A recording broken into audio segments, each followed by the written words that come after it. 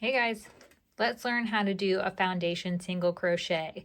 We can start our projects with this instead of chaining. When a pattern says chain 100 to start, we can use this in place of it. And what it essentially is your starting chain and a row of single crochets worked at the same time, which yields a really sturdy, forgiving starting chain.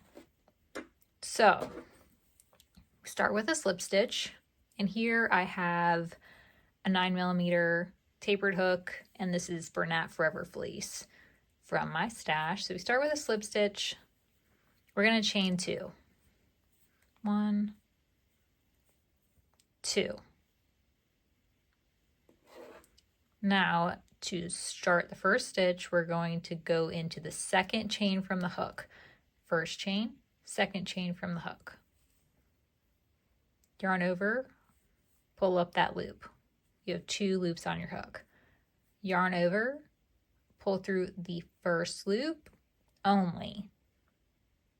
Then you're going to yarn over and pull through both loops on your hook.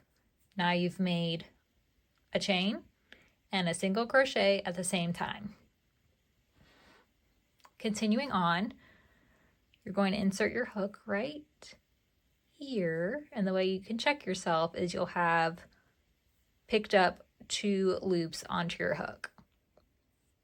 Yarn over, pull through, and when you pull through there, make sure you're not too tight on this loop because you'll start to get a pucker. You can see it kind of happening here. When you work the rest of your project, that pucker will straighten out as long as you don't have too tight of a tension right here. So we went in here, we yarned over and pulled up a loop. Now we're going to yarn over, pull through the first loop on the hook, yarn over, pull through both loops on the hook. Now you have 1, 2 chains, 1, 2 single crochets. Let's go again. Insert your hook, check it. If you're not sure, you should have added 2 loops on your hook, yarn over, pull back through, yarn over, pull through the first loop on your hook, yarn over, pull through both loops on your hook. Now you have 3 stitches, and you can see the V's at the top here. 1, 2, 3 stitches. And you can tighten this up as you go. So let's go a little faster. Insert your hook, yarn over, pull through the first loop, yarn over, pull through both loops. Back in, check yourself. There's those 2 loops. Drop a loop, yarn over, pull through the first loop, yarn over, pull through both loops. Now we have 1, 2, 3, 4, 5 stitches. 5 chains, 5 stitches.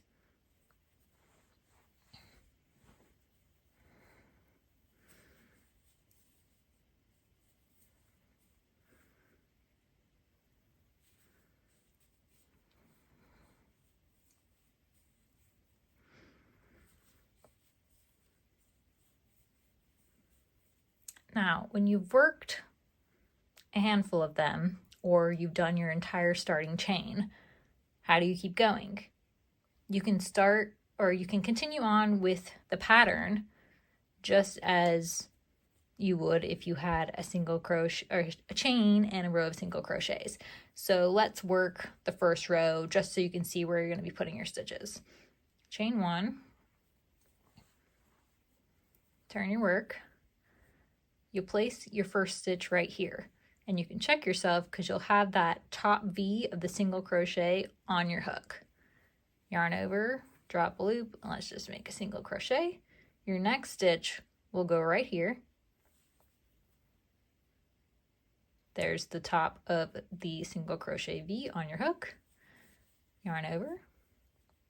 So now you're working on the second row of single crochets, or whatever your pattern may call for. Let's work all the way to the end.